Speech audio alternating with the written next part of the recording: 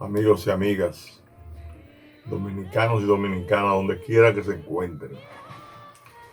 Estamos en una entrega más para este viernes 29 de enero de ese programa que hemos ofertado al país de Patria para Todo y para Siempre, que nos convoca a luchar en contra de la ignorancia histórica que padecemos mucho en la República Dominicana y en muchas partes del mundo. La idea es que nosotros podamos conocer bien el pasado nuestro para entender el presente. Por aquello que le he venido repitiendo, que planteaba Simón Bolívar, de que un pueblo ignorante es un instrumento ciego de su propia destrucción. Es decir, si usted no sabe para dónde va, no llega a ninguna parte y lo llevan a donde quien lo lleva quiere. Entonces hay que saber para dónde nos llevan, pero tenemos que saber de dónde venimos. Bajo esas premisas nosotros vamos a hablar hoy de lo que prometimos el lunes pasado. Vamos a hablar del desarrollo de los ingenios de producción de caña, de azúcar. Vamos a hablar de los esclavos, cómo fueron tratados. Vamos a hablar también de quienes se aprovecharon de la industria del azúcar, de ese comercio que monopolizó Sevilla y que demuestra que hasta el día de hoy la tendencia de los poderosos ha sido tener monopolios, aprovecharse de los recursos del Estado de alguna manera. Esa es una tendencia donde el que llega arriba generalmente tiende a olvidarse de los de abajo. Eso va a ser una constante en todas las conversaciones que vamos a tener, que ustedes la van a poder ver como van a ver hoy.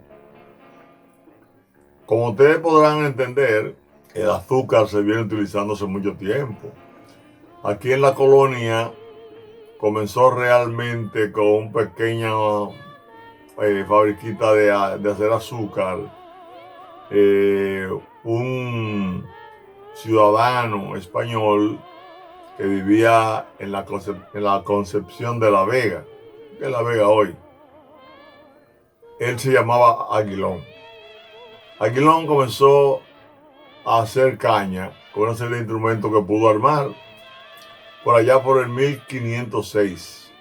Es decir, que antes de que se fuera Obando de aquí, él comenzó a hacer azúcar, no mucha. Eso estimuló también al alcalde de La Vega, de la Concepción de La Vega, que era Miguel de Ballester, quien comenzó e instaló una estructura más grande para producir más azúcar. Pero ese azúcar no daba para los habitantes que teníamos en la isla, porque realmente estaba en La Vega, como ustedes verán más adelante. La producción de azúcar se fue dando en lugares más cercanos a la capital. En la capital, Gonzalo de Bellosa, pues también instaló una especie de ingenio y comenzó a hacer azúcar. Luego fueron instalándose en el entorno de la capital, la cercanía, Río Zama, Río Jaina, se fueron instalando ingenios para producir azúcar, porque ya en el año de 1521 tenemos los informes de las primeras exportaciones de azúcar que se dieron. Como ustedes sabrán, en el 1514, tal y como estuvimos diciendo, se comenzó a discutir la traída de esclavos negros de África para utilizarlo en la producción de azúcar, que fue una de las primeras salidas que tuvieron los sectores dominantes del país con la ayuda de los padres Jerónimos. Ya le hablamos de eso en la entrega anterior. Bueno, pues se dispusieron a importar negros de África para poder instalar los ingenios. Ahora la pregunta era de dónde traer a los esclavos negros, si traerlo de los que ya estaban occidentalizados, de los que vivían en Europa, en España, por ejemplo, o traerlo de la misma África. No querían traerlo de lo que estaban en España porque ya hablaban el idioma y se podían comunicar entre ellos. A eso le llamaban ladinos. Decidieron traer entonces de África directamente que hablaran distintos idiomas, que no se pudieran comunicar a distintas tribus, y entonces a eso le llamaban bozales. Pero trajeron unos de África, de una tribu que era muy altiva, que no aguantaba maltrato, que protestaba, lo trajeron. A eso le llamaban gelofes. Fueron esos posiblemente los esclavos negros que se sublevaron en la Navidad de 1522, porque era muy fuerte también, muy cruel el trato que se le daba, aunque mejoró un poco el trato que se le daba a los esclavos negros con relación a los indios, porque los indios eran gratis. Pero resulta que los esclavos negros que traían de África había que comprarlo entre 90 y 150 pesos. Ya tenían un costo. Eso obligaba a maltratarlo menos para que durara más y no se perdiera la inversión en los esclavos. Además, ellos lograron que incluyeran el 33% de la cantidad que se compraba, que fueran mujeres, para que los esclavos se reprodujeran y aumentaran. Pero también habían contrabandos de esclavos negros que se vendían por la izquierda. Esa es una tradición que se ha dado en estos pueblos del mundo, que no se ha acabado y difícilmente se acabe. Adelante diremos cómo nosotros entendemos que pueden acabarse, pero por ahora así ha sido. Ese ha sido el comportamiento constante que se ha venido dando en ese tipo de negocios. Esas importaciones de esclavos negros entonces provocó un crecimiento por encima de la población blanca. Hubo un momento en que había ya unos 12,000 esclavos, según Melchor de la Torres. Melchor Torres, habían una cantidad de 12,000 a 5,000, 12,000 esclavos negros a 5,000 habitantes blancos libres en la isla. Esto va a provocar situaciones como son, por ejemplo, el levantamiento que se dio en el 1522, ya mencionado, en los ingenios de don Diego Colón, que siendo virrey también tenía el negocio de la caña, y también de Melchor de Tapia, de Melchor de la Torres, que ese tenía más esclavos negros que todo el mundo, unos 900 esclavos. Se sublevaron también, y esos se fueron a esos esclavos hacia la sierra de Bauruco. Allá estaba también en esos tiempos ya Enriquillo, que se había sublevado.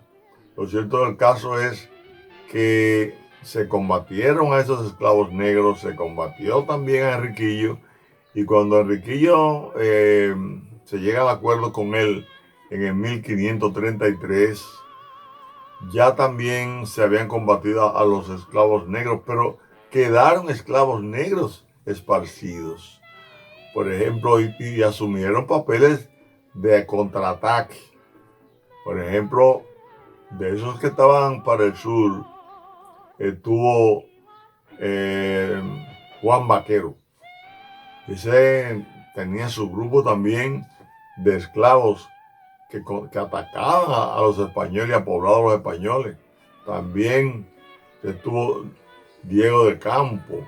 Esos eran otros negros que se levantaban también. Y hubo uno por allá por el 1548 llamado Lemba, que eso andaba en caballo y sublevó un paquete de esclavos con él, que se convirtieron en una amenaza para los esclavos, para la población española.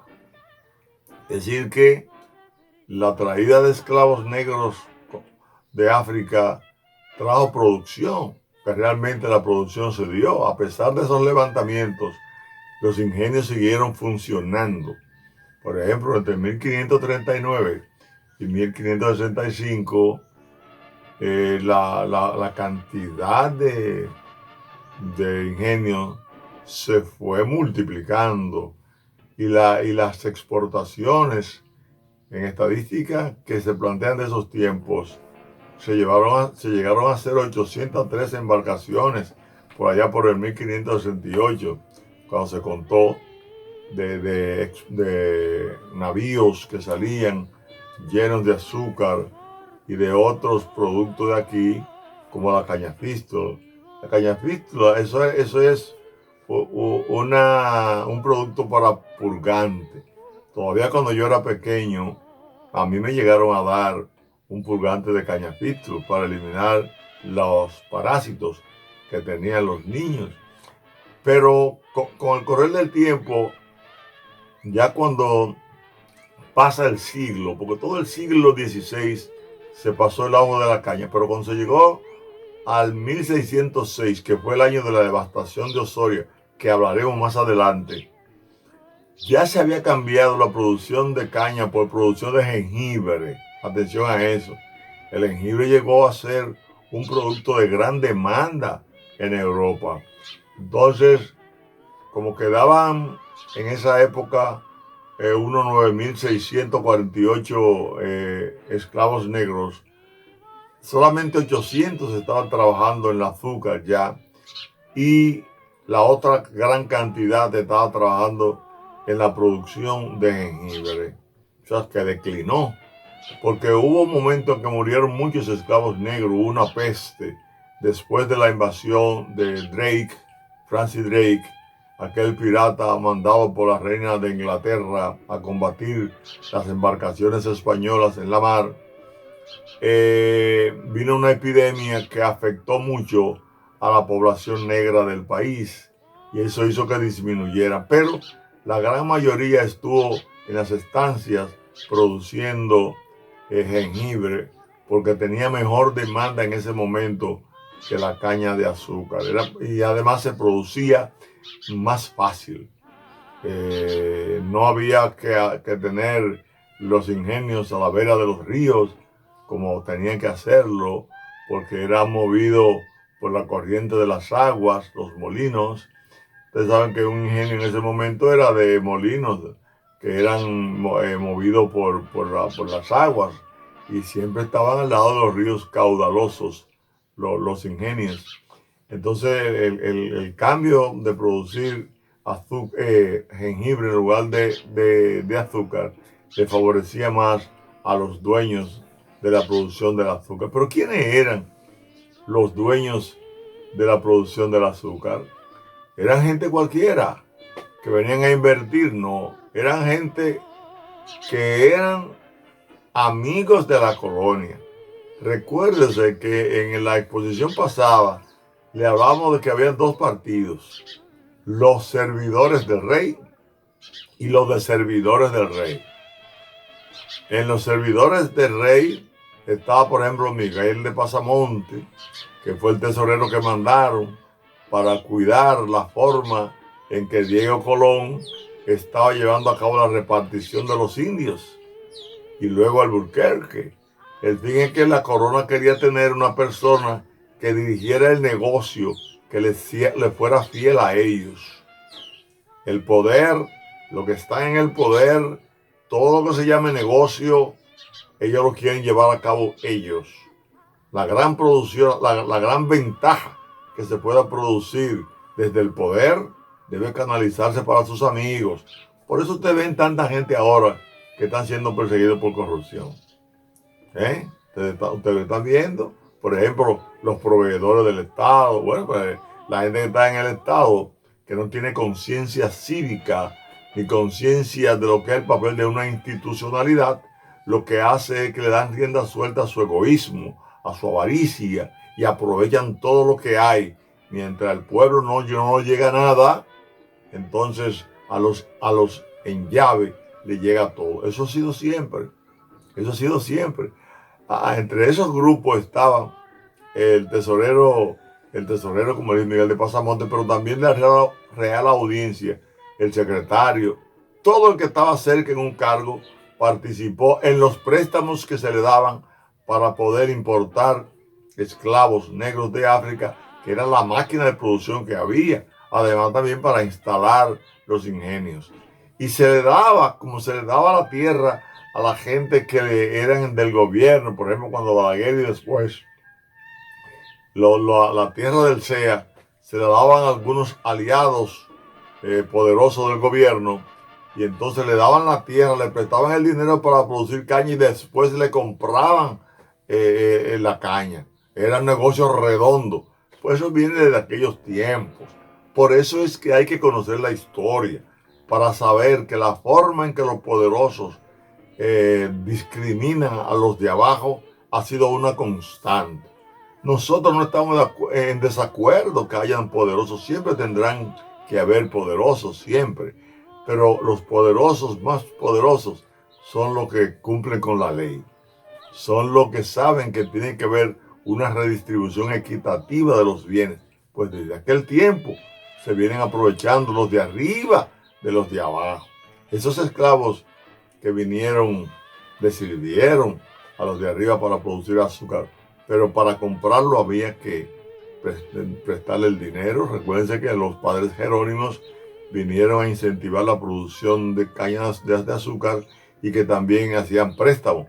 Los préstamos se los daban a los más cerca del gobierno, a la aristocracia que había aquí, a la burocracia que había aquí, y también se lo daban a lo de la capital, óigame eso, porque resulta que lo de la capital siempre ha sido más beneficioso que lo de los campos y las provincias.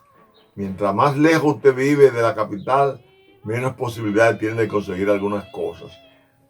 De eso, de esa cantidad de naves que salieron cargadas de azúcar, la mayoría eran de gente de la capital, porque era lo que estaban cerca. Inclusive eran los que se lucraban del monopolio, porque aunque había un monopolio que hacía encarecer lo que se traía, ellos lo podían comprar porque era lo que más dinero tenían, vestían mejor.